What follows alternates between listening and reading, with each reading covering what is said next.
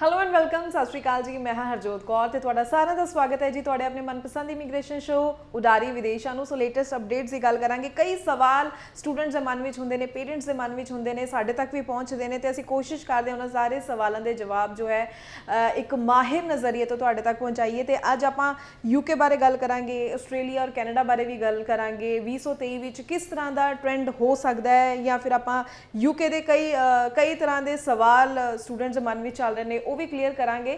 ਤੇ ਅੱਜ ਦੀ ਡਿਸਕਸ਼ਨ ਦੇ ਲਈ ਸਾਡੇ ਨਾਲ ਸ਼ੋਅ ਵਿੱਚ ਮੌਜੂਦ ਨੇ ਜੀ ESS ਗਲੋਬਲ ਇਮੀਗ੍ਰੇਸ਼ਨ ਤੋਂ visa expert mister Rohit Sethi ਜੀ। ਬਹੁਤ ਬਹੁਤ ਸਵਾਗਤ ਹੈ ਸਰ। ਸਤਿ ਸ਼੍ਰੀ ਅਕਾਲ। ਥੈਂਕ ਯੂ ਵੈਰੀ ਮਚ ਜੀ। ਸਾਡੇ ਨਾਲ ਜੁੜੇ ਸਾਰੇ ਦਰਸ਼ਕਾਂ ਨੂੰ ਮੇਰੇ ਵੱਲੋਂ ਤੇ ESS ਦੀ ਪੂਰੀ ਟੀਮ ਵੱਲੋਂ ਪਿਆਰ ਭਰਿਆ ਸਤਿ ਸ਼੍ਰੀ ਅਕਾਲ ਜੀ। ਸਭ ਤੋਂ ਪਹਿਲਾਂ ਜੇਕਰ ਆਪਾਂ ਗੱਲ ਕਰੀਏ ਯੂਕੇ ਦੀ ਗੱਲ ਕਰੀਏ, ਜਦੋਂ ਤੋਂ ਬ੍ਰਿਟੇਨ ਦੇ PM ਬਣੇ ਨੇ ਰਵੀ ਸੁਨਕ, ਉਸ ਤੋਂ ਬਾਅਦ ਤੋਂ ਸਭ ਦੇ ਮਨ ਵਿੱਚ ਕੀ ਲੱਗਣ ਲੱਗ ਗਿਆ ਕਿ ਪਿੱਛੋਂ ਇੰਡੀਅਨ ਨੇ ਤਾਂ ਸ਼ਾਇਦ ਇੰਡੀਅਨ ਸਟੂਡੈਂਟਸ ਲਈ ਬੈਨੀਫਿਟ ਹੋਣ ਵਾਲਾ ਹੈ। ਉਹ ਵੀਜ਼ਾ ਜੋ ਹੈ ਧੜਾ ਲੱਗਣੇ ਹੋਣੇ ਸ਼ੁਰੂ ਹੋ ਜਾਣਗੇ। ਕੀ ਲੱਗਦਾ ਕਿੰਨਾ ਕੁ ਫਰਕ ਪਏਗਾ ਇਸ ਚੀਜ਼ ਦਾ? ਦੇਖੋ ਆਪਣਾ ਕਹਿੰਦੇ ਨਾ ਇੰਡੀਆ ਇਮੋਸ਼ਨਸ ਤੇ ਜ਼ਿਆਦਾ ਚੱਲਦਾ ਹੈ। ਜਿੱਥੇ ਆਪਾਂ ਆਪਣੇ ਗੋਤਰ ਦਾ ਬੰਦਾ ਦੇਖ ਲਿਆ, ਆਪਣੇ ਸਰਨੇਮ ਦਾ ਬੰਦਾ ਦੇਖ ਲਿਆ, ਆਪਾਂ ਵੈਸੇ ਆਟੋਮੈਟਿਕਲੀ ਕਨੈਕਟ ਉਹਦੇ ਨਾਲ ਕਰ ਲੈਂਦੇ ਹੈਗੇ ਐਂਡ ਅਜ਼ੰਪਸ਼ਨ ਸ਼ੁਰੂ ਹੋ ਜਾਂਦੀ ਹੈ। ਵੈਲ ਮੈਨੂੰ ਲੱਗਦਾ ਉੱਥੋਂ ਦੇ ਪ੍ਰਧਾਨ ਮੰਤਰੀ ਜੀ ਕੋਲ ਵੀਜ਼ੇ ਦੇਣ ਤੋਂ ਇਲਾਵਾ ਬਹੁਤ ਵੱਡੇ ਕੰਮ ਨੇ ਜਿਹੜੇ ਐਡਰੈਸ ਕਰਨੇ ਨੇ ਇਸ ਟਾਈਮ ਤੋਂ ਉਹਨਾਂ ਨੇ। ਬੇਸਿਕਲੀ ਉਹਨਾਂ ਦੀ ਇਕਨੋਮੀ ਇਸ ਟਾਈਮ ਤੇ ਆਪਣੇ ਨਾਲੋਂ ਪਿੱਛੇ ਹੋ ਚੁੱਕੀ ਹੈ, ਜਿਹਦੇ ਕਰਕੇ ਯੂਕੇ ਦੀ ਪੂਰੀ ਪੋਲਿਟਿਕਸ ਵਿੱਚ ਉਥਲ ਪੁਥਲ ਹੋਇਆ ਪਿਛਲੇ ਮਹੀਨੇ ਦੇ ਵਿੱਚ ਉਹ ਚੀਜ਼ਾਂ ਨੇ, plus country the stability and ਲੋਟ ਮੈਨੀ ਫੈਕਟਰਸ। ਮਤਲਬ ਇੱਥੇ ਤੱਕ ਸੁਣਨ ਨੂੰ ਆਇਆ ਸੀਗਾ ਕਿਉਂਕਿ ਇੱਥੇ ਯੂਕਰੇਨ ਤੇ ਰਸ਼ੀਆ ਦੀ ਵਾਰ ਕਰਕੇ ਉੱਥੇ ਕਈ ਘਰਾਂ ਵਿੱਚ ਤਾਂ ਗੈਸ ਦੀ ਸਪਲਾਈ ਵੀ ਨਹੀਂ ਪਹੁੰਚਦੀ ਪਈ। ਤਾਂ ਵੀਜ਼ਾ ਆਈ ਥਿੰਕ ਉਹਨਾਂ ਦੇ ਦਿਮਾਗ 'ਚ ਸਭ ਤੋਂ ਅਖੀਰਲਾ ਕ੍ਰਾਈਟੀਰੀਆ ਹੋਏਗਾ ਜਿਹਦੇ ਕਰਕੇ ਉਹ ਇਸ ਨੂੰ ਤਵੱਜੋ ਨਹੀਂ ਦੇਣਾ ਚਾਹਣਗੇ। ਐਜ਼ ਪਰ ਮਾਈ ਕੈਲਕੂਲੇਸ਼ਨ ਜੋ ਉਹਨਾਂ ਦਾ ਮੈਨੀਫੈਸਟੋ ਪੜ੍ਹਿਆ ਹੈਗਾ ਹੁਣ ਉਹਦੇ ਵਿੱਚ being coming from Indian origin and naan Indian origin, I think ਮੈਨੂੰ ਨਹੀਂ ਲੱਗਦਾ ਉਹ ਬਾਇਸਡ ਹੋ ਸਕਦੇ ਆ ਜਾਂ ਉਹਨਾਂ ਕੋਲ ਬਾਇਸਨੈਸ ਹੋਣ ਦੀ ਪ੍ਰੋਵੀਜ਼ਨ ਹੈਗੀ ਹੈ ਵੀ ਮੈਂ ਵੀ ਇੰਡੀਅਨ ਹੈ। ਹੁਣ ਦੇਖੀਏ ਉਹਨਾਂ ਦੇ ਸਾਰੀ ਐਜੂਕੇਸ਼ਨ ਉੱਧਰਲੇ ਪਾਸੇ ਦੀ ਹੈਗੀ ਹੈ।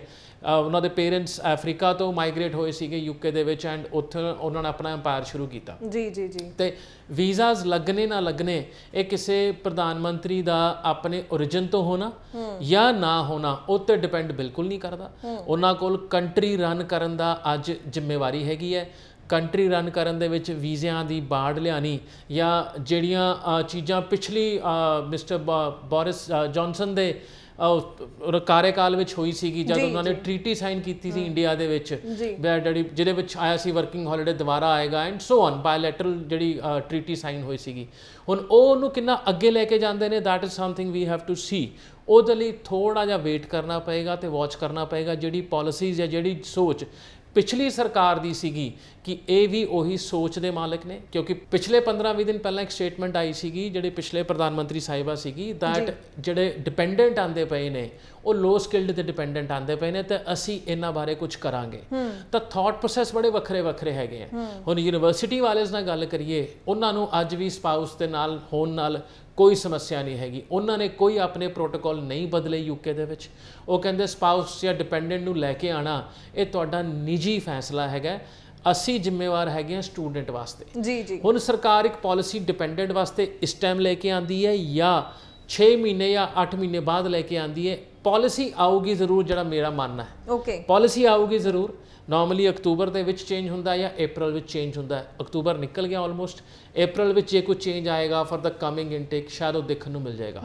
ਬਟ ਐਜ਼ ਆਫ ਨਾਓ ਮੈਨੂੰ ਲੱਗਦਾ ਇਹ ਅਖੀਰਲਾ ਕ੍ਰਾਈਟੀਰੀਆ ਹੋਏਗਾ ਉਹ ਮਿਸਟਰ ਰਵੀ ਕੋਲ ਦੈਟ ਇਹਨੂੰ ਉਹ ਛੇੜਨ ਜਾਂ ਇਹਨੂੰ ਐਡਰੈਸ ਕਰਨ ਅੱਜ। ਤਾਂ ਜਿਵੇਂ ਯੂਕੇ ਚੱਲਦਾ ਉਵੇਂ ਚੱਲੇਗਾ ਐਜ਼ ਪਰ ਯੂਨੀਵਰਸਿਟੀਜ਼ ਜਿੰਨੇ ਵੀ ਡੈਲੀਗੇਟ ਸਾਨੂੰ ਵਿਜ਼ਿਟ ਕਰਦੇ ਨੇ। ਐਜ਼ ਪਰ ਦਾ ਵੀਜ਼ਾਸ ਦਾ ਹਜੇ ਵੀ ਸਕਸੈਸ ਰੇਟ ਓਨਾ ਹੀ ਹੈਗਾ ਜਿੰਨਾ ਇਸ ਗਵਰਨਮੈਂਟ ਤੋਂ ਪਹਿਲਾਂ ਸੀਗਾ। ਤਾਂ ਪਾਲਿਸੀ ਚੇਂਜ ਨਾ ਇੰਡੀਕੇਸ਼ਨ ਦਿਖਣ ਲੱਗ ਜਾਂਦੇ ਨੇ। ਬਦਲਾਵ ਜਦ ਵੀ ਆਉਂਦਾ ਹੈ ਉਹ ਕਿਤੇ ਨਾ ਕਿਤੇ ਆਪਣੇ ਆਊਟਕਮ ਦੇ ਵਿੱਚ ਵੀਜ਼ਾ ਰਿਜੈਕਸ਼ਨ ਆਉਣੇ ਸ਼ੁਰੂ ਹੋ ਗਏ ਜਾਂ ਇੰਟਰਵਿਊ ਆਉਣੇ ਸ਼ੁਰੂ ਹੋ ਗਏ ਜਾਂ ਪ੍ਰੋਸੈਸਿੰਗ ਵਿੱਚ ਡਿਲੇ ਹੋਣੇ ਸ਼ੁਰੂ ਹੋ ਗਏ। ਇਹ ਕੁਝ ਇੰਡੀਕੇਸ਼ਨ ਹੁੰਦੇ ਨੇ ਵੀ ਕੁਝ ਇੰਟਰਨਲ ਬਦਲਾਵ ਹੁੰਦਾ ਪਿਆ। ਬਦਲਾਵ ਦੀ ਆਹ 3 ਨਿਸ਼ਾਨੀਆਂ ਨੇ। ਤੇ ਜਿਵੇਂ ਜਿਵੇਂ ਆ ਚੀਜ਼ਾਂ ਆਉਣੀਆਂ ਸ਼ੁਰੂ ਹੋ ਜਾਣਗੀਆਂ ਦੈਨ ਵੀ ਕੈਨ ਐਜ਼ਿਊਮ ਔਰ ਪ੍ਰਜ਼ਿਊਮ ਵੀ ਹਾਂਜੀ ਆਉਣ ਵਾਲੇ ਇਨਟੇਕ ਦੇ ਵਿੱਚ ਕੁਛ ਨਾ ਕੁਛ ਚੇਂਜਸ ਹੋਣਗੇ।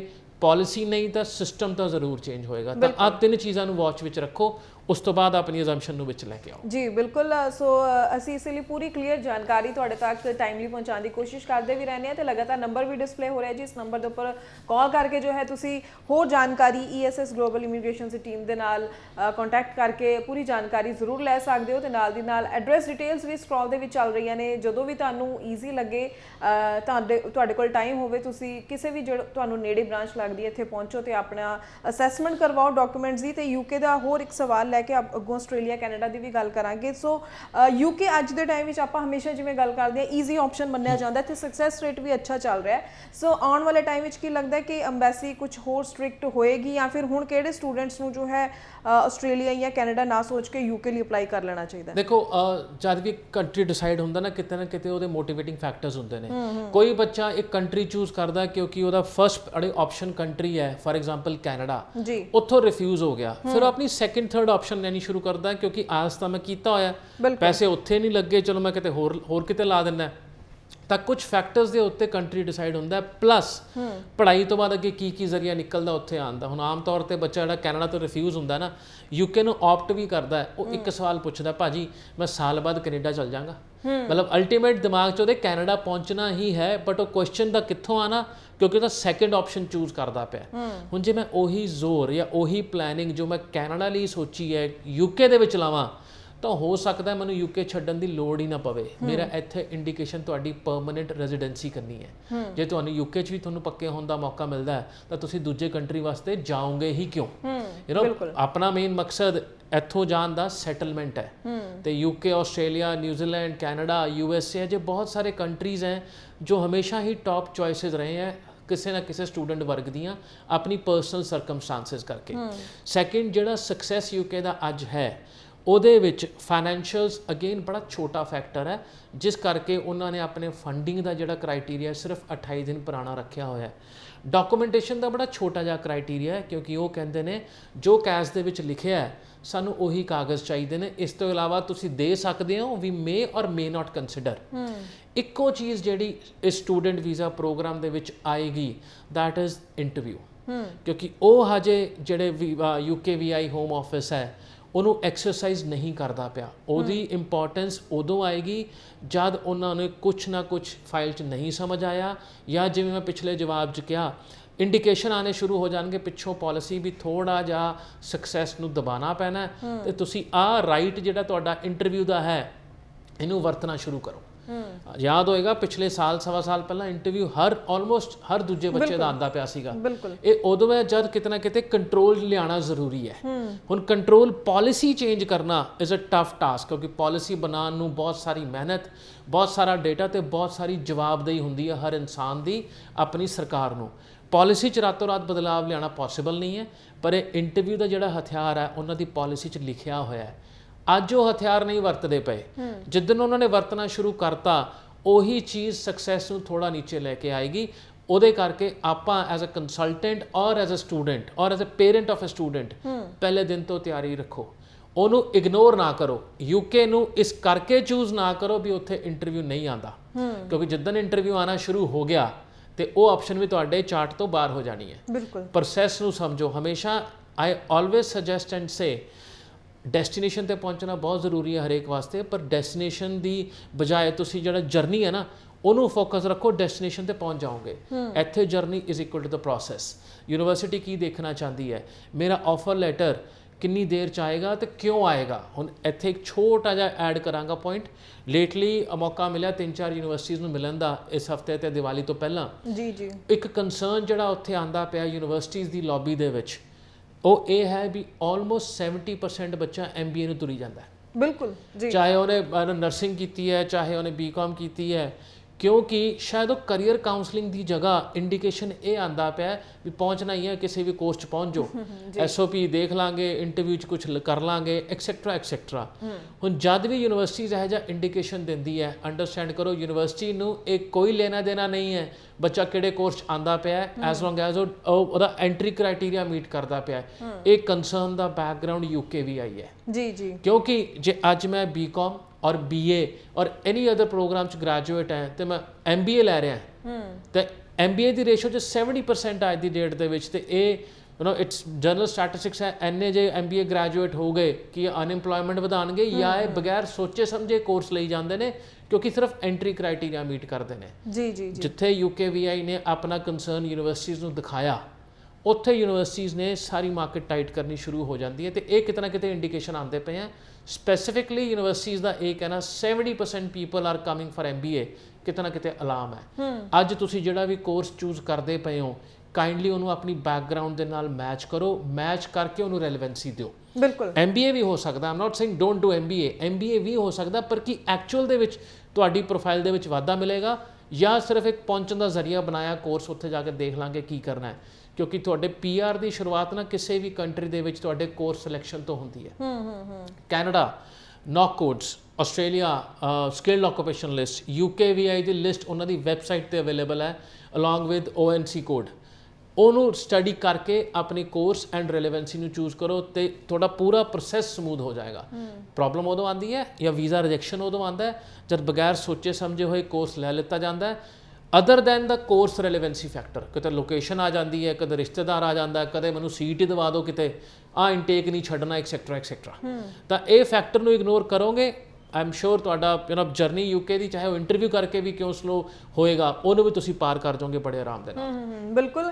ਸੋ UK ਬਾਰੇ ਆਪਾਂ ਕਾਫੀ ਗੱਲਬਾਤ ਕਰ ਚੁੱਕੇ ਹਾਂ। ਆਸਟ੍ਰੇਲੀਆ ਨੂੰ ਲੈ ਕੇ ਜਿਹੜੇ ਸਵਾਲ ਨੇ ਉਹ ਵੀ ਕਲੀਅਰ ਕਰ ਲਈਏ। ਜਿਵੇਂ ਅਸੀਂ ਪਿੱਛੇ ਕਾਫੀ ਟਾਈਮ ਤੋਂ ਦੇਖ ਰਹੇ ਸੀ ਰਿਫਿਊਜ਼ਲ ਰੇਟ ਬਹੁਤ ਜ਼ਿਆਦਾ ਵਧਿਆ ਸੀ ਆਸਟ੍ਰੇਲੀਆ ਦੇ ਵਿੱਚ ਤੇ ਹੁਣ ਆਟੋ ਗ੍ਰਾਂਟ ਜੋ ਹੈ ਫਿਰ ਤੋਂ ਸ਼ੁਰੂ ਹੋ ਰਹੀਆਂ। ਇਸ ਨੂੰ ਕਿਸ ਤਰ੍ਹਾਂ ਦਾ ਸਾਈਨ ਮੰਨਿਆ ਜਾਏ, ਸਟੂਡੈਂਟਸ ਲਈ ਚੰਗਾ ਰਹੇਗਾ ਕਿ ਬੁਰਾ? ਕਿਉਂਕਿ ਅਗਰ ਅਸੀਂ ਇੰਟਰਨੈਸ਼ਨਲੀ ਦੇਖੀਏ ਚਾਈਨਾ ਦਾ ਸਟੂਡੈਂਟ ਨੂੰ ਬਹੁਤ ਵੈਲਕਮ ਕਰ ਰਿਹਾ ਆਸਟ੍ਰੇਲੀਆ। ਕੀ ਇਹ ਵੀ ਫੈਕਟਰ ਹੈ ਕਿਉਂਕਿ ਚਾਈਨਾ ਦਾ ਜਿਹੜਾ ਸਟੂਡੈਂਟ ਹੈ ਉਸਨੂੰ ਸਿੰਸੀਅਰ ਮੰਨਿਆ ਜਾਂਦਾ ਹੈ ਤੇ ਜਿਹੜਾ ਇੰਡੀਅਨ ਸਟੂਡੈਂਟ ਹੈ ਉਹ ਕਿਤੇ ਨਾ ਕਿਤੇ ਫਰਾਡ ਡਾਕੂਮੈਂਟਸ ਔਰ ਫਰਾਡ ਡਾਕੂਮੈਂਟੇਸ਼ਨ ਨੂੰ ਲੈ ਕੇ ਜੋ ਹੈ ਇੱਕ ਗੁੱਡ ਬੁੱਕਸ ਵਿੱਚ ਨਹੀਂ ਰਿਹਾ ਆਸਟ੍ਰੇਲੀਆ ਦੀ? ਦੇਖੋ ਫਰਾਡ ਔਰ ਫੇਕ ਡਾਕੂਮੈਂਟੇਸ਼ਨ ਹਮੇਸ਼ਾ ਹੀ ਹਰ ਐਮਬੈਸੀ ਦਾ ਕੰਸਰਨ ਰਹਿੰਦਾ ਹੈ ਤੇ ਉਹ ਫਰਾਡ ਦਾ origin ਬੇਸਿਕਲੀ ਇੱਕ ਪਾਰਟਿਕੂਲਰ ਏਰੀਆ ਰੀਜਨ ਤੋਂ ਹੁੰਦਾ ਤੇ ਉਹ ਜਿਵੇਂ ਵਾਇਰਸ ਵਾਂਗੂ ਫੈਲਦਾ ਰਹਿੰਦਾ ਕਿਉਂਕਿ ਲੋਕਾਂ ਨੂੰ ਇਹ ਲੱਗਦਾ ਹੈ ਬੜੀ ਸੌਖੀ ਆਪਸ਼ਨ ਹੈ, ਆਹ ਪੈਸੇ ਦਿਓ ਤੇ ਕਾਗਜ਼ ਲਓ।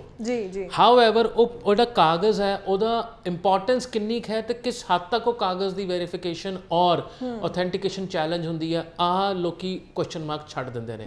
ਹੁਣ ਬੇਸਿਕ ਕਨਸੈਪਟ ਆਸਟ੍ਰੇਲੀਆ ਦੇ ਰਿਜੈਕਸ਼ਨ ਜਿਹੜੇ 2 ਹਫ਼ਤੇ ਪਹਿਲਾਂ ਆਏ ਚੰਗੇ ਭਲੇ ਕੰਸਲਟੈਂਟ ਹਿਲ ਗਏ ਸੀ। ਆਈ ਬੀ ਵੈਰੀ ਓਨੈਸਟ, ਪੂਰੇ ਸਾਲ 'ਚ ਜਾਂ ਪੂਰੇ 9 ਮਹੀਨਿਆਂ 'ਚ ਇੰਨੇ ਰਿਜੈਕਸ਼ਨ ਦੇਖਣ ਨੂੰ ਨਹੀਂ ਮਿਲੇ ਜਿੰਨੇ ਪਿਛਲੇ 2 ਹਫ਼ਤਿਆਂ ਦੇਖਣ ਨੂੰ ਮਿਲੇ। ਚੰਗੀ ਯੂਨੀਵਰਸਿਟੀਜ਼ ਚੰਗਾ ਕੋਰਸ ਉੱਚ 2021 ਪਾਸ ਆਊਟ ਇੱਕ ਸੀਗਾ ਜਿਹਦੇ ਕਰਕੇ ਅਸੀਂ ਕੈਲਕੂਲੇਸ਼ਨ ਲਾਉਂਦੇ ਹਾਂ ਵੀ ਅੱਛਾ ਇਹਨਾਂ ਦਾ ਰਿਜੈਕਸ਼ਨ ਆਉਂਦੇ ਪਏ ਆ 12ਵੀਂ ਜਿਹਨੇ 2021 'ਚ ਕੀਤੀ ਹੈ ਜਾਂ ਤੁਹਾਡਾ ਡਾਕੂਮੈਂਟੇਸ਼ਨ ਜਾਂ ਯੂਨੀਵਰਸਿਟੀ ਤਾਂ ਨਹੀਂ ਕਿਤੇ ਟਾਰਗੇਟ ਹੁੰਦੀ ਪਈ, ਇਹ ਵੀ ਸੋਚ ਆਉਂਦੀ ਹੈ ਵਿੱਚ। ਜਦ ਤੁਸੀਂ ਸਟੈਟਿਸਟਿਕਸ ਜਾਂ ਡੇਟਾ ਪੜ੍ਹਦੇ ਹੋ ਤਾਂ ਹਰ ਪਾਸੇ ਐਨਾਲਾਈਜ਼ ਕਰਨਾ ਜ਼ਰੂਰੀ ਹੋ ਜਾਂਦਾ ਹੈ। ਬਟ ਪਿਛਲੇ 1 ਹਫ਼ਤੇ things have been altered. ਉਹੀ ਯੂਨੀਵਰਸਿਟੀਆਂ, ਉਹੀ profiles and visas are coming through. Auto grants are coming through. Auto grant ਹੁੰਦਾ ਵੀ ਤੁਸੀਂ ਹਜੇ ਫਾਈਲ ਲੌਂਚ ਕੀਤੀ ਹੈ ਤੇ 1 ਮਿੰਟ ਦੇ ਅੰਦਰ ਵੀਜ਼ਾ ਆ ਜਾਂਦਾ ਹੈ। ਉਹ ਬੇਸਿਕਲੀ ਆਟੋ ਗ੍ਰਾਂਟ ਸਾਡੀ ਭਾਸ਼ਾ 'ਚ ਇਹਨੂੰ ਕਿਹਾ ਜਾਂਦਾ ਹੈ। ਉਹ ਵੀ ਆਣੇ ਸ਼ੁਰੂ ਹੋ ਗਏ। ਹੁਣ ਸਾਰੀ ਚੀਜ਼ਾਂ ਇਨਕਰੇਜਿੰਗ ਨੇ। ਓਨਲੀ ਥਿੰਗ ਅਸੀਂ ਕੀ ਐਨਾਲਾਈਜ਼ ਕੀਤਾ ਜਾਂ ਅਸੀਂ ਜਿਹੜਾ ਚੇਂਜ ਜੋ ਲਾਸਟ ਸ਼ੋਅ ਦੇ ਵਿੱਚ ਵੀ ਦੱਸਿਆ ਸੀ, ਅਦਰ ਡਿਜੀਟਲ ਪਲੇਟਫਾਰਮ 'ਤੇ ਵੀ ਅਸੀਂ ਸ਼ੇਅਰ ਕੀਤਾ ਸੀ, ਡਾਕੂਮੈਂਟੇਸ਼ਨ ਨੂੰ ਮਜ਼ਬੂਤ ਕਰੋ। ਫਾਈਲ ਵਿੱਚ ਕੀ ਹੈਗਾ ਉਹਨੂੰ ਇਗਨੋਰ ਕਰਕੇ ਇਹ ਦੇਖੋ ਫਾਈਲ ਵਿੱਚ ਕੀ ਨਹੀਂ ਹੈਗਾ, ਕਿਉਂਕਿ ਵੀਜ਼ਾ ਆਫਿਸਰ ਸ਼ਾਇਦ ਉਹੀ ਕਾਗਜ਼ ਦੇਖਣਾ ਚਾਹੂਗਾ। ਲਾਸਟ ਸ਼ੋਅ ਦੇ ਵਿੱਚ ਮੈਂ ਇੱਕ ਚੀਜ਼ ਸ਼ੇਅਰ ਕੀਤੀ ਸੀ, ਜਿੰਨਾ ਤੁਸੀਂ ਆਪਣੇ ਡਾਕੂਮੈਂਟੇਸ਼ਨ ਨੂੰ ਵੈਰੀਫਾਈਬਲ ਵਾਲੀ ਸਾਈਡ ਤੇ ਲੈ ਜਾਓਗੇ ਨਾ, ਵੈਰੀਫਾਈਬਲ ਫਰਮ ਥਰਡ ਪਾਰਟੀਜ਼, ਨਾਟ ਤੁਸੀਂ ਜੋ ਕਹਿੰਦੇ ਪਏ ਹੋ ਐਮਬੈਸੀ ਉਹ ਮੰਨੇ, ਜੋ ਤੁਸੀਂ ਕਹਿਤਾ ਉਹ ਕਿਹੜੀ ਥਰਡ ਪਾਰਟੀ ਤੋਂ ਵੈਰੀਫਾਈ ਕਰ ਸਕਦੀ ਹੈ। ਤੇ ਅੱਜ ਦੀ ਡੇਟ ਦੇ ਵਿੱਚ ਹਰੇਕ ਗਵਰਨਮੈਂਟ ਦੀ ਪਾਲਿਸੀ, ਚਾਹੇ ਉਹ ਸਟੇਟ ਗਵਰਨਮੈਂਟ ਹੈ ਚਾਹੇ ਉਹ ਸੈਂਟਰਲ ਗਵਰਨਮੈਂਟ ਹੈ, ਸਾਰਾ ਕੁਝ ਆਨਲਾਈਨ ਹੋਣ ਵਾਲੇ ਪਾਸੇ ਹੈ। ਤੁਸੀਂ ਕੋਈ ਵੀ ਕਾਰੋਬਾਰ ਕਰਦੇ ਹੋ, ਤੁਸੀਂ ਕੁਝ ਵੀ ਤੁਹਾਡੀ ਆਮਦਨ ਦਾ ਜ਼ਰੀਆ ਹੈ, ਆਪਣੀ ਸਾਰੇ ਬਿਜ਼ਨਸ ਸਾਰੇ ਕਾਰੋਬਾਰ ਨੂੰ ਜਿੰਨਾ ਤੁਸੀਂ ਆਨਲਾਈਨ ਵੈਰੀਫਾਈਬਲ ਕਰਾਓਗੇ, ਚਾਹੇ ਫਿਰ ਉਹ ਡੇਅਰੀ ਇਨਕਮ ਹੈ, ਚਾਹੇ ਉਹ ਐਗਰੀਕਲਚਰ ਇਨਕਮ ਹੈ, ਚਾਹੇ ਤੁਹਾਡੇ ਜੇ ਫਾਰਮ ਨੇ ਜਿਹੜੇ ਤੁਸੀਂ ਆਪਣੇ ਫਸਲ ਦੇ ਉਸ 'ਤੇ ਲੈਣੇ ਹੋਏਗੇ ਆੜਤੀ ਤੋਂ, ਜਿੰਨਾ ਥਰਡ ਪਾਰਟੀ ਵੈਰੀਫਾਈਬਲ ਹੋਏਗਾ ਆਨਲਾਈਨ ਉਨੀ ਤੁਹਾਡੀ ਫਾਈਲ ਦੀ ਆਥੈਂਟੀਕੇਸ਼ਨ ਜਾਂਦੀ ਹੈ। ਫਿਰ ਉਹ ਪੈਰਾਮੀਟਰਸ ਜਿਹੜੇ ਹੁੰਦੇ ਨਾ ਵੱਖਰੇ, ਤੁਹਾਡੀ ਆਮਦਨ 10 ਲੱਖ ਹੋਣੀ ਚਾਹੀਦੀ ਹੈ, 15 ਹੋਣੀ ਚਾਹੀਦੀ ਹੈ, ਸਪਾਊਸ ਕੇਸਿਸ ਦੀ ਸਾਰੀ ਹਟਣੀ ਸ਼ੁਰੂ ਹੋ ਜਾਂਦੀ ਹੈ। ਕਿਉਂਕਿ ਤੁਸੀਂ ਇਹਨਾਂ ਦਾ GT ਵਾਲਾ ਕਨਸੈਪਟ ਪੜ੍ਹੋਗੇ, ਉਹਦੇ ਵਿੱਚ they are more into the reliability of documentation. ਹੁਣ ਤੁਸੀਂ ਇਨਕਮ 25 ਲੱਖ ਵੀ ਦਿਖਾ ਸਕਦੇ ਹੋ, ਪਰ ਜੇ ਉਹਦੇ ਕਾਗਜ਼ ਥਰਡ ਪਾਰਟੀ ਵੈਰੀਫਾਈਬਲ ਨਹੀਂ ਹੈਗੇ, ਉਹ 25 ਲੱਖ ਦੀ ਇਨਕਮ ਵੀ ਉਹਨਾਂ ਵਾਸਤੇ ਜ਼ੀਰੋ ਹੈ, ਕਿਉਂਕਿ ਉਹ 25 ਲੱਖ ਦੀ ਫਿਗਰ ਤੇ ਵਿਸ਼ਵਾਸ ਨਹੀਂ ਕਰ ਸਕਦੇ। ਹੁਣ ਤੁਸੀਂ ਕਲੇਮ ਕੀਤਾ 25 ਲੱਖ ਹੈ, ਉਹਨੂੰ ਥਰਡ ਪਾਰਟੀ ਵੈਰੀਫਿਕੇਸ਼ਨ ਨਾ ਹੋਣ ਕਰਕੇ ਵਿਸ਼ਵਾਸ ਨਹੀਂ ਹੋਇਆ, ਉਹਨੇ ਕਿਹਾ ਨਹੀਂ ਛੱਡ, ਇਹਦਾ ਕਲੇਮ ਹੈ, ਮੈਨੂੰ ਨਹੀਂ ਲੱਗਦਾ ਇਹਦੀ 25 ਲੱਖ ਹੈ। ਹੁਣ ਉਸ ਦੂਜੇ ਪਾਸੇ ਜੇ ਇਨਕਮ 8-10 ਲੱਖ ਵੀ ਹੋਏਗੀ ਪਰ ਆਨਲਾਈਨ ਵੈਰੀਫਾਈਬਲ ਹੈ ਜਾਂ ਪ੍ਰੋਪਰ ਇਨਕਮ ਦੇ ਪੈਟਰਨ ਦੇ ਵਿੱਚ ਹੈ, ਉਹ ਕੇਸ ਉਹਦੇ ਲਈ ਜ਼ਿਆਦਾ ਮਜ਼ਬੂਤ ਹੈ। ਹੁਣ ਇੱਥੇ ਇੱਕ ਹੋਰ ਐਗਜ਼ਾਮਪਲ ਤੁਹਾਨੂੰ ਦੇਣਾ ਜੀ, ਉੱਥੇ ਕਈ ਯੂਨੀਵਰਸਿਟੀਜ਼ ਜਾਂ ਕਈ ਬੱਚੇ ਕਹਿੰਦੇ ਹੈ ਅਸੀਂ ਖੜੇ ਪੈਰ ਜੀ 30 ਲੱਖ ਰੁਪਇਆ ਪਵਾਤਾ, ਸਾਡਾ ਵੀਜ਼ਾ ਰਿਜੈਕਟ ਹੋ ਗਿਆ। ਇਹ ਫਾਰਮੂਲਾ ਟੂਰਿਸਟ ਵੀਜ਼ੇ ਤੇ ਵੀ ਜਾਂਦਾ ਹੈ ਤੇ ਸਟੂਡੈਂਟ ਵੀਜ਼ੇ ਤੇ ਵੀ ਜਾਂਦਾ ਹੈ, ਕਿਉਂਕਿ ਦੋਨੋਂ GT ਦਾ ਹਿੱਸਾ ਨੇ। ਜੀ ਹਾਈ ਕਮਿਸ਼ਨ ਨੂੰ ਤੁਹਾਡੇ ਖਾਤਿਆਂ ਦੇ ਵਿੱਚ ਕਿੰਨਾ ਪੈਸਾ ਹੈ ਉਹਦੇ ਨਾਲ ਕੋਈ ਲੈਣਾ ਦੇਣਾ ਨਹੀਂ ਹੈ। ਹਾਈ ਕਮਿਸ਼ਨ ਕਹਿੰਦੀ ਹੈ ਤੁਹਾਡੇ ਪੈਸੇ ਇਕੱਠੇ ਕਰਨ ਦੀ ਫ੍ਰੀਕੁਐਂਸੀ ਕਿੰਨੀ ਹੈ। ਤੁਸੀਂ ਹਰ ਮਹੀਨੇ 50,000 ਕਮਾਉਂਦੇ ਹੋ ਤੇ 10,000 ਰੁਪਇਆ ਹਰ ਮਹੀਨੇ ਬਚਾਉਂਦੇ ਹੋ, ਪਿਛਲੇ 2 ਸਾਲ ਤੋਂ ਬਚਾਉਂਦੇ ਪਏ ਹੋ, ਹਾਈ ਕਮਿਸ਼ਨ ਉਸ ਤੇ ਜਾਂਦਾ ਹੈ, ਨਾ ਕਿ ਤੁਹਾਡੇ ਅੱਜ ਕਰੰਟ ਬੈਲੈਂਸ ਤੇ। ਕਿਉਂਕਿ ਉਹਨਾਂ ਨੂੰ ਪਤਾ ਹੈ ਬੈਲੈਂਸ ਜਿਹੜਾ ਹੈ ਇੰਡੀਆ ਦੇ ਵਿੱਚ, ਮਤਲਬ ਫੈਮਲੀਆਂ ਬਹੁਤ ਸਟਰੋਂਗ ਨੇ, ਆਪਸ ਦੇ ਵਿੱਚ ਇੱਕ ਆਵਾਜ਼ ਕੱਢੋ, ਬੜੇ ਹੈਲਪ ਕਰਨ ਵਾਲੇ ਲੋਕੀ ਇਕੱਠੇ ਹੋ ਜਾਂਦੇ ਨੇ ਨਾ, ਤਾਂ ਉਹ ਟਰੂ ਪਿਕਚਰ ਨਹੀਂ ਹੈਗੀ। ਵੇਅਰਐਜ਼ ਤੁਹਾਡੀ ਸੇਵਿੰਗ ਕਰਨ ਦੀ ਆਦਤ, ਤੁਹਾਡੀ ਕੰਸਿਸਟੈਂਸੀ ਆਫ ਇਨਕਮ, ਉਹ ਤੁਹਾਡੀ ਐਕਚੁਅਲ ਦੇ ਵਿੱਚ ਹੈ। ਤਾਂ ਹੀ ਤਾਂ ਇਹ ਫਾਰਮੂਲਾ, ਤੁਸੀਂ ਕੋਈ ਵੀ ਸਟੂਡੈਂਟ ਵੀਜ਼ਾ ਦਾ ਪਲਾਨ ਲੈ ਲਓ, UK ਦੇ ਵਿੱਚ ਤੁਹਾਡੇ ਇਨਕਮ ਦੇ ਕਾਗਜ਼ ਨਹੀਂ ਜਾਂਦੇ, ਸਿਰਫ 28 ਦਿਨ ਪੁਰਾਣੇ ਫੰਡ ਵੇਖੇ ਜਾਂਦੇ ਨੇ। ਕੈਨੇਡਾ ਵਿੱਚ ਫੰਡ ਦਿਖਾਏ ਹੀ ਨਹੀਂ ਜਾਂਦੇ, ਕਿਉਂਕਿ GIC and 1 year tuition fee as ਪਰ ਦਾ ਪਾਲਿਸੀ ਸੇਫ ਹੈ। ਆਸਟ੍ਰੇਲੀਆ ਕਹਿੰਦਾ AL1 ਯੂਨੀਵਰਸਿਟੀ ਫੰਡ ਨਹੀਂ ਦੇਖਣੇ ਅੰਬੈਸੀ ਨੇ। ਹੁਣ ਕਿਤੇ ਵੀ ਫੰਡ ਦਾ ਜਿਹੜਾ ਕ੍ਰਾਈਟੇਰੀਆ ਉਹ ਬੜਾ ਲਿਮਿਟਡ ਹੈ। ਹੁਣ 28 ਦਿਨ ਪੁਰਾਣਾ ਪੈਸਾ ਇਕੱਠਾ ਕਰਨਾ ਕਿੰਨਾ ਔਖਾ ਕੰਮ ਹੈ। ਜਿਹਨੇ UK ਤਿਆਰ ਕੀਤਾ ਉਹ ਪੈਸਾ ਫੜ ਕੇ 2 ਮਹੀਨੇ ਵਾਸਤੇ ਖਾਤੇ 'ਚ ਪਾ ਸਕਦਾ। ਇਹ ਕਲਾਇੰਟ ਨੂੰ ਵੀ ਪਤਾ ਹੈ, ਕੰਸਲਟੈਂਟ ਨੂੰ ਵੀ ਪਤਾ ਹੈ ਤੇ ਅੰਬੈਸੀ ਨੂੰ ਵੀ ਪਤਾ ਹੈ। ਬਟ ਫੰਡਿੰਗ ਇਸ ਲਈ ਮੇਨ ਵੱਡਾ ਨਹੀਂ ਬਣਦਾ ਕਿਉਂਕਿ ਸਭ ਕੁਝ ਮੈਨੇਜ ਹੋ ਜਾਂਦਾ ਹੈ। It is the documentation that you provide in the file, ਕਿਸ ਤਰ੍ਹਾਂ ਉਹ ਫੰਡਿੰਗ ਨੂੰ ਫੰਡ ਕੀਤਾ ਜਾਏਗਾ, ਤੁਹਾਡੇ ਖਰਚੇ ਨੂੰ, ਉਹਦੇ ਉੱਤੇ ਵੀਜ਼ਾ ਟਿਕਦਾ ਹੈ।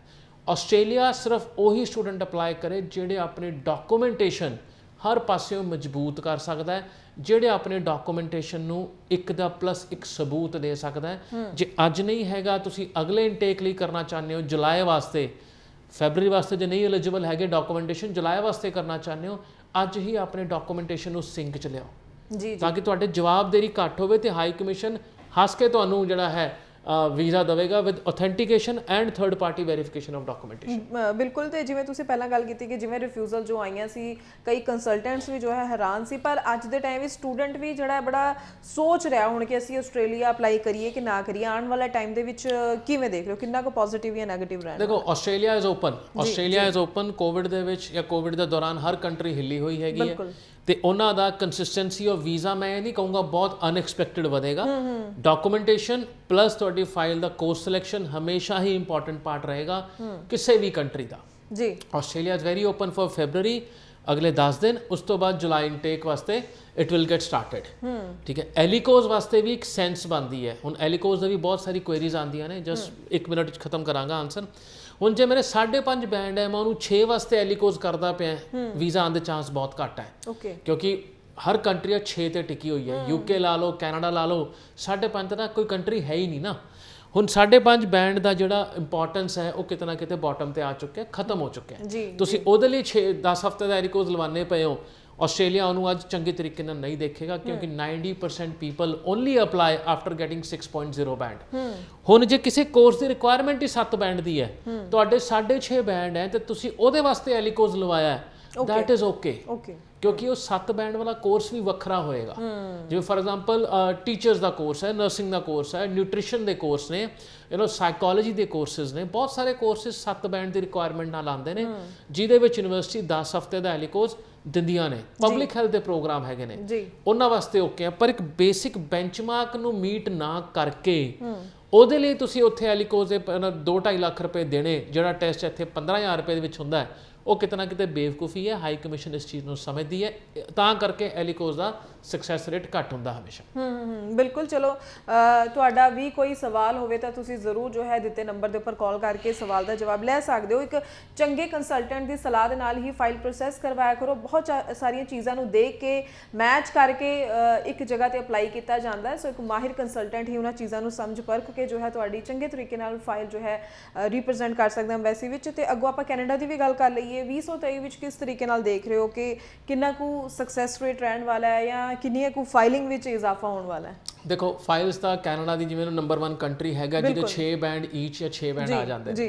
ਓਨਲੀ ਥਿੰਗ ਇਜ਼ ਸਕਸੈਸ ਵਾਸਤੇ ਵਟ ਆਈ ਐਡਵਾਈਜ਼ ਚੈੱਕਲਿਸਟ ਸਿਰਫ ਇੱਕ ਚੈੱਕਲਿਸਟ ਹੈ, ਉਹਦੇ ਨਾਲ ਚੱਲਾਂਗੇ। ਕਿਤੇ ਨਾ ਕਿਤੇ SOPs ਕਿਤੇ ਨਾ ਕਿਤੇ ਡਾਕੂਮੈਂਟੇਸ਼ਨ ਸਿੰਕ ਚ ਨਹੀਂ ਹੁੰਦੇ ਜਾਂ ਸਿੰਕ ਚ ਪ੍ਰੈਜ਼ੈਂਟ ਨਹੀਂ ਹੁੰਦੇ। ਜੇ ਤੁਸੀਂ ਕੈਨੇਡਾ ਵਿੱਚ ਵੀ ਡਾਕੂਮੈਂਟੇਸ਼ਨ ਥੋੜਾ ਜ਼ਿਆਦਾ ਕਰੋ, ਆਈ ਬਿਲੀਵ ਉਹ ਵੀਜ਼ਾ ਸਕਸੈਸ ਵਾਲੇ ਪਾਸੇ ਜਾਏਗਾ। ਸੈਕੰਡ ਐਸਪੈਕਟ, ਗੋਨ ਦਾ ਡੇਜ਼, ਚਲੇ ਗਏ ਉਹ ਦਿਨ ਜਦ ਤੁਸੀਂ ਮਤਲਬ 6 ਬੈਂਡ ਨਾਲ PG ਡਿਪਲੋਮਾ ਵਾਲੇ ਪਾਸੇ ਜਾਂਦੇ ਸੀਗੇ ਔਰ ਲਿਮਿਟਿਡ ਆਪਸ਼ਨਸ ਹੁੰਦੀਆਂ ਸੀਗੀਆਂ। ਹੁਣ ਤੁਹਾਡਾ ਕੋਰਸ ਬੜਾ ਮੇਜਰ ਰੋਲ ਪਲੇ ਕਰੇਗਾ ਪੂਰੇ ਦੇ ਪੂਰੇ ਇਕੁਏਸ਼ਨ ਦੇ ਵਿੱਚ। ਕਿਵੇਂ? ਹੁਣ ਤੁਸੀਂ ਇੱਕ ਪਾਰਟਿਕੂਲਰ ਬੈਕਗ੍ਰਾਉਂਡ ਤੋਂ ਆਉਂਦੇ ਹੋ, ਐਕਸਪੀਰੀਅੰਸ ਲੈਂਦੇ ਹੋ, ਪਲੱਸ ਇੱਕ ਸਿੰਪਲ ਕੋਰਸ ਲੈ ਲੈਂਦੇ ਹੋ ਜਿਹਦਾ ਕਿ ਵਾਧਾ ਨਹੀਂ ਹੈਗਾ, ਤੇ ਹਾਈ ਕਮਿਸ਼ਨ ਅੱਜ 2161B ਨਾਲ ਵੈਬ ਲਿੰਕ ਦਿੰਦੀ ਹੈ ਤੁਹਾਡੇ ਰਿਫਿਊਜ਼ਲ ਲੈਟਰ ਉੱਤੇ ਵੀ ਇਹਨੂੰ ਚੰਗੀ ਤਰ੍ਹਾਂ ਪੜ੍ਹੋ ਤੇ ਫਿਰ ਰੀਅਪਲਾਈ ਕਰੋ, ਕਿਉਂਕਿ ਤੁਹਾਡੀ ਐਪਲੀਕੇਸ਼ਨ ਕੁਛ ਨਾ ਕੁਛ ਮਿਸਿੰਗ ਹੈ। ਗੁੱਡ ਥਿੰਗ ਕੀ ਹੋਈ ਹੈ ਕੈਨੇਡਾ ਵਿੱਚ, ਦੇ ਹੈਵ ਮੇਡ ਪਬਲਿਕ ਵੀ ਉਹਨਾਂ ਨੇ 1000 ਤੋਂ ਉੱਤੇ ਵੀਜ਼ਾ ਆਫਿਸਰ ਰੱਖਿਆ, 1200 ਦੇ ਕਰੀਬ ਟੂ ਕਲੀਅਰ ਦਾ ਬੈਕਲੌਗ। ਬਟ ਉਹ ਬੈਕਲੌਗ ਕਿੰਨਾ ਸੈਂਸਿਬਲੀ ਕਲੀਅਰ ਹੋਏਗਾ ਜਾਂ ਫਾਹਾ ਵੱਢਿਆ ਜਾਏਗਾ, ਟਾਈਮ ਦੱਸੇਗਾ। ਦੋਨੋਂ ਜਦ ਰਸ਼ ਹੁੰਦਾ ਤਾਂ ਰਸ਼ ਨਿਬੇੜਨ ਵਾਸਤੇ ਜਾਂ ਤਾਂ ਇੱਕੋ ਚੀਜ਼ ਇੱਕ ਵਾਰ ਸਾਫ਼ ਕੀਤੀ ਜਾਂਦੀ ਹੈ ਜਾਂ ਉਹਨੂੰ ਚੰਗੇ ਤਰੀਕੇ ਨਾਲ ਜਾਂ ਮਾੜੇ ਤਰੀਕੇ ਨਾਲ, ਠੀਕ ਹੈ ਨਾ, ਪਰ ਉਹ ਸੈਂਸਿਬਲੀ ਨਹੀਂ ਚੱਲਦਾ। ਬਟ ਜਿਹੜਾ ਪ੍ਰੋਸੈਸਿੰਗ ਟਾਈਮ ਹੈ, ਵੈਬਸਾਈਟ ਹਜੇ ਵੀ 13 ਹਫ਼ਤੇ ਕਹਿੰਦੀ ਪਈ ਹੈ, ਬਟ ਪ੍ਰੈਕਟੀਕਲੀ 8 ਤੋਂ 10 ਹਫ਼ਤਿਆਂ ਦੇ ਵਿੱਚ ਆਊਟਕਮ ਆਣੇ ਸ਼ੁਰੂ ਹੋ ਗਏ ਨੇ, ਵਿਚ ਆਰ ਵੇ ਪੋਜ਼ਿਟਿਵ। ਜਿਹੜੇ ਪਿੱਛੇ ਇੱਕ ਸਲੋ ਡਾਊਨ ਆਇਆ ਸੀਗਾ ਉਹਦੇ ਨਾਲ ਕਿਤੇ ਨਾ ਕਿਤੇ ਇਨਕਰੇਜਿੰਗ ਫਿਗਰ ਜ਼ਰੂਰ ਹੈਗੀਆਂ। But again course relevancy plus ਤੁਹਾਡਾ ਕਾਲਜ ਸਿਲੈਕਸ਼ਨ ਔਰ ਯੂਨੀਵਰਸਿਟੀ ਸਿਲੈਕਸ਼ਨ ਬਹੁਤ ਇੰਪੋਰਟੈਂਟ ਰੋਲ ਪਲੇ ਕਰੇਗਾ 2023 ਦੇ ਵਿੱਚ। ਜੀ ਬਿਲਕੁਲ। ਸੋ ਕੀ ਜ਼ਰੂਰੀ ਰਹਿਣ ਵਾਲਾ ਹਮੇਸ਼ਾ ਡਿਸਕਸ ਕਰਦੇ ਰਹਿੰਦੇ, ਅੱਗੇ ਵੀ ਸ਼ੋਜ਼ ਵਿੱਚ ਇਸੇ ਤਰ੍ਹਾਂ ਜਾਣਕਾਰੀ ਲੈ ਕੇ ਹਾਜ਼ਰ ਹੁੰਦੇ ਰਵਾਂਗੇ। ਬਹੁਤ ਬਹੁਤ ਧੰਨਵਾਦ ਸਰ ਤੁਹਾਡਾ ਇਹ ਸਾਰੀ ਜਾਣਕਾਰੀ ਲਈ, ਤੇ ਇਸ ਨਾਲ ਮੈਨੂੰ ਯਾਨੀ ਕਿ ਹਰਜੋਤ ਕੌਰ ਨੂੰ ਵੀ ਦਿਓ ਜੀ ਇਜਾਜ਼ਤ। ਧੰਨਵਾਦ।